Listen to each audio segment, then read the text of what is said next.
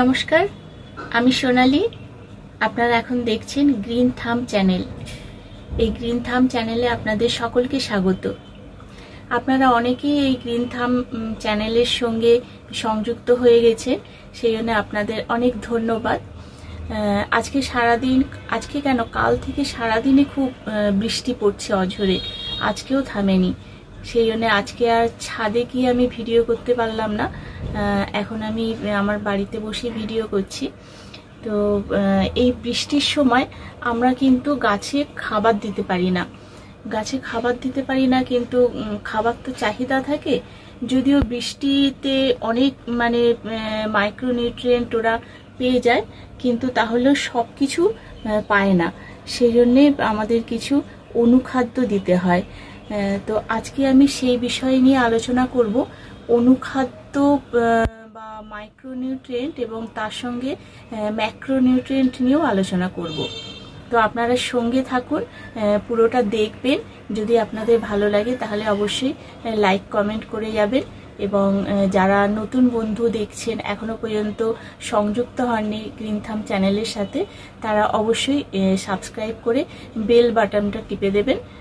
তাহলে প্রত্যেকটা নোটিফিকেশান কিন্তু আপনারা, আমার যে ভিডিওগুলো আমি পোস্ট করব সব নোটিফিকেশান আপনারা ঠিক সময় পেয়ে যাবেন। আমি সোমবার বাদে বাকি প্রত্যেক দিন সন্ধে 6টায় আমার ভিডিও আপলোড করি। আপনারা সেই সময় সেই নোটিফিকেশানগুলো পেয়ে যাবেন। আমি আজকে আলোচনা করব কিছু মাইক্রোনিউট্রিয়েন্ট এবং ম্যাক্রোনিউট্রিয়েন্ট বা অনুখাদ্য নিয়ে। এই অনুখাদ্য কি এবং এর প্রয়োজনীয়তা কি উদ্ভিদের ক্ষেত্রে, কেন এগুলোকে আমরা উদ্ভিদে প্রয়োগ করব, এবং এই যে অনুখাদ্যের যদি অভাব হয় সেগুলো আমরা বুঝবো কি করে, এবং তাদের লক্ষণগুলো কি আছে এবং তার প্রতিকার কি, এই কয়েকটা বিষয় নিয়ে আমি এখন কয়েকটা কথা বলবো। অনুখাদ্য হচ্ছে গাছের বা উদ্ভিদের বৃদ্ধি ও পরিপুষ্টির জন্য কতগুলো উপাদানের দরকার হয়। সেই উপাদানগুলো যদি না হয় বা উদ্ভিদ না পায়, তাহলে কিন্তু তারা বাঁচতে পারে না। সেই উপাদানগুলোর বেশিরভাগই যে আমরা যে মাটিতে গাছগুলো দিচ্ছি, মাটিতে বা খাবার দিচ্ছি, প্রয়োগ করছি, সেই মাটির মাধ্যমে সেগুলো কিন্তু বেশিরভাগই পেয়ে যায়। আর এই জন্য মাটির মাধ্যমে এগুলো পেয়ে যায় বলে এগুলোকে আমরা খনিজ পুষ্টি উপাদান বলি। মোট 60 ধরনের 60 আর কি খনিজ উপাদান আছে। তার মধ্যে মাত্র 16টা পুষ্টি উপাদান কিন্তু বা খনিজ উপাদান, এগুলো কিন্তু গাছের জন্যে বা উদ্ভিদের জন্যে খুব প্রয়োজনীয়। এই 16টা উপাদানই তারা গ্রহণ করতে পারে। তো এই 16টা উপাদানের মধ্যে 10টি উপাদান হচ্ছে তারা বেশি পরিমাণে গ্রহণ করে, আর 6টি হচ্ছে খুব সামান্য পরিমাণে গ্রহণ করে। এই যে 10টা বেশি পরিমাণে গ্রহণ করছে, এগুলোকে আমরা ভাগ করেছি। এই 10টাকে আমরা বলি আর কি ম্যাক্রোনিউট্রিয়েন্ট, আর যে 6টা খুব সামান্য পরিমাণ হলেও প্রয়োজন, সেগুলোকে বলা হচ্ছে মাইক্রোনিউট্রিয়েন্ট। এই ম্যাক্রোনিউট্রিয়েন্ট 10টা কি কি? যে নাইট্রোজেন, ফসফরাস, পটাশিয়াম, তারপরে carbon, hydrogen, oxygen, manganese, calcium, আর সালফার আর আয়রন। এই 10টা হচ্ছে ম্যাক্রোনিউট্রিয়েন্ট। আর মাইক্রোনিউট্রিয়েন্ট 6টা হচ্ছে copper, zinc, boron, magnesium, chlorine, আর একটা হচ্ছে মলিবডেনাম। এই 6টা মাইক্রোনিউট্রিয়েন্ট উদ্ভিদের ক্ষেত্রে খুবই প্রয়োজনীয়। তো 10টা ম্যাক্রোনিউট্রিয়েন্ট গাছের ক্ষেত্রে যেমন দরকার, সেরকম এই 6টাও খুব প্রয়োজনীয়। তবে এই যে 10টা ম্যাক্রোনিউট্রিয়েন্টের কথা বললাম, এইগুলো মাটির সাথে যে খাবার দিয়ে আমরা বা মাটির মধ্যে যে কিছুটা খাবার থাকে তার মাধ্যমে গ্রহণ করে। আর বায়ুমণ্ডল থেকে কিছু গ্রহণ করে, সেটা হচ্ছে কার্বন আর অক্সিজেন। আর জলের মাধ্যমে গ্রহণ করে হাইড্রোজেন আর কিছুটা অক্সিজেন, কারণ জল হচ্ছে H2O, এর মধ্যে 1% হচ্ছে অক্সিজেন থাকে আর 2% হচ্ছে হাইড্রোজেন থাকে। এগুলো এরা এইভাবে গ্রহণ করে। কিন্তু মাটি থেকেও বা এই যে বাতাস বা জল থেকেও সবসময় সঠিকভাবে এরা এই নিউট্রিয়েন্টগুলো গ্রহণ করতে পারে না বা পায় না, বা আমরা যেগুলো উদ্ভিদে অ্যাপ্লাই করি সেগুলো হয়তো সঠিক পরিমাণে আমরা জানি না বা সেই কারণে আমরা দিতে পারি না, সেই জন্যে সেগুলোর অভাব থেকে যায়। যদি কোনো একটা জিনিসের পুষ্টি উপাদানের অভাব থেকে যায়, সেটা কিন্তু আর একটা বেশি পরিমাণে দিতে সেটা কিন্তু সেই অভাবটা কখনোই পূরণ হবে না। তো এই গেল। এবার মাটি থেকে খাবারের মাধ্যমে যেসব ম্যাক্রোনিউট্রিয়েন্ট আমরা উদ্ভিদে প্রয়োগ করি, সেগুলোর মধ্যে অর্গানিক হিসেবে যেগুলো আমরা দিই, যেমন ভার্মি কম্পোস্ট বা যে কোনো কম্পোস্ট সার, সর্ষে খোল, নিম খোল, বাদাম খোল, হাড় গুঁড়ো, শিংকুচি, লেদার মিল, এই ধরনের আর কি, ব্লাড মিল, আরও অনেক কিছু আছে যেগুলো আমরা সব একসাথে মিক্সার হিসেবে গাছে প্রয়োগ করি। আর বাতাস আর জল থেকে যেগুলো নেয় তো সেগুলো বললামই, কিন্তু তারপরেও এদের মধ্যে কিছুটা অভাব থেকে যায়। সেই অভাবগুলো পূরণ করার জন্যে আমাদের বাজার থেকে কেনা কিছু মাইক্রোনিউট্রিয়েন্ট আমাদের দিতে হয়।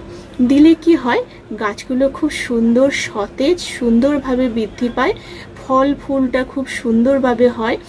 কখনো দেখা যায় বোরনের অভাবে ফল ফেটে যাচ্ছে বা ফুল ঝরে যাচ্ছে, এই সব জিনিসগুলো কিন্তু হয় না।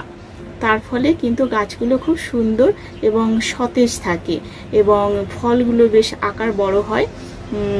আর তো আমরা বিভিন্ন NPK গাছের মধ্যে দিচ্ছি, সেগুলো হচ্ছে রাসায়নিক সারের মধ্যে পড়ে, তো তার মধ্যে থেকেও কিন্তু কিছুটা অভাব থেকে যায়। তো সেই যেগুলো বাজারে পাওয়া যায়, আমরা প্রত্যেক বাগানিরাই কিছু না কিছু রাখি, যে কোনো একটা রাখলেই হবে। সেই মাইক্রোনিউট্রিয়েন্ট নিয়ে কয়েকটার নাম আমি উল্লেখ করতে পারি। যেমন ধরুন বায়োভিটা এক্স, এটা কিন্তু খুবই ভালো একটা মাইক্রোনিউট্রিয়েন্ট। বায়োভিটা এক্সটা হচ্ছে একদম সম্পূর্ণ অর্গানিক।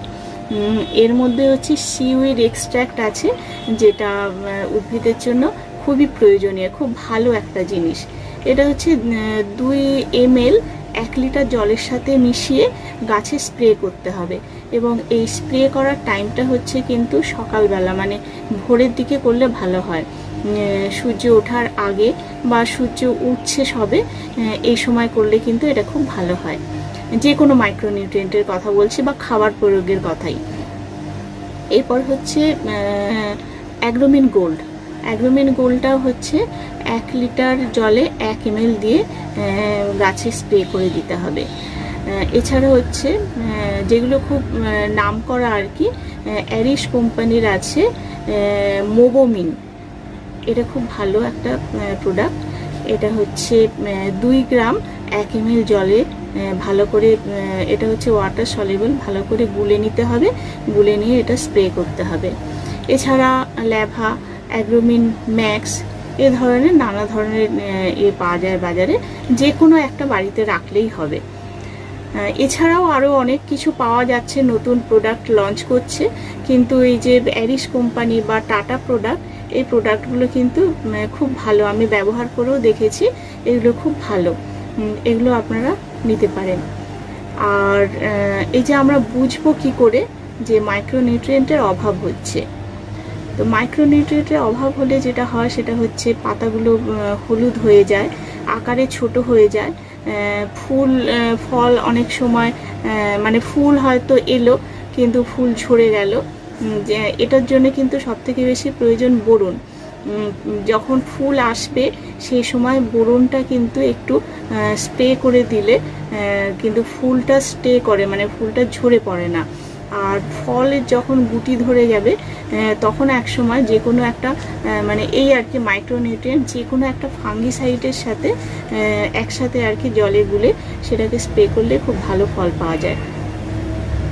এই হলো এর ব্যাপার। হ্যাঁ, আর একটা জিনিস হচ্ছে কি করে চিনবো বললাম, আর এগুলো হচ্ছে অনেক সময় কি হয় যে ফলগুলো ছোট হয়ে যায়, তো ছোট হলে তখন বুঝতে হবে এর মধ্যে কোনো না কোনো কিছুর অভাব হচ্ছে। যেমন আমাদের মানুষের ক্ষেত্রেও যখন আর কি বাচ্চারা শৈশব থেকে আর কি মানে একটু বড় হয়, সেই সময় ওদের এই চাহিদাটা, এই পুষ্টির চাহিদাটা খুব বেশি পরিমাণে থাকে। আমরা বলি না অ্যাডাল্টে পৌঁছচ্ছে এই খুব পুষ্টির চাহিদা থাকে, তারপর আবার আস্তে আস্তে একটু কমতে থাকে। তো এই সময় এদের যেমন দরকার আর কি বেশি পুষ্টি, সে সময় ছোট চারা গাছ থেকেও তাই এগুলো কিন্তু একটু দরকার। তবে একদম ছোটোবেলায় আবার দরকার নেই, যখন একটু মাঝারি সাইজের হবে সেই সময় কিন্তু এদের একটু এইগুলো দিকে আর কি একটু খেয়াল রাখতে হবে, যাতে এগুলো ঠিক মতো পায়। তবে এদের বৃদ্ধি আর এদের আর কি পুষ্টি, এদের যে ম্যাচিউরিটি আর কি, এগুলো খুব ভালোভাবে হবে। তো আজ ছিল আজকের আমার এইটুকুই প্রতিবেদন, আর আমি বেশি কথা বলবো না। এবার আমরা যে মানে এই যে 16টা বা 6টা 10টা বা 6টা মাইক্রো এবং ম্যাক্রো নিউট্রিয়েন্টের কথা বললাম, এইগুলোর কোনো একটার অভাব হলে কিন্তু মানে সেই লক্ষণটা মানে ফুটে ওঠে যে এর অভাবে এটা হচ্ছে।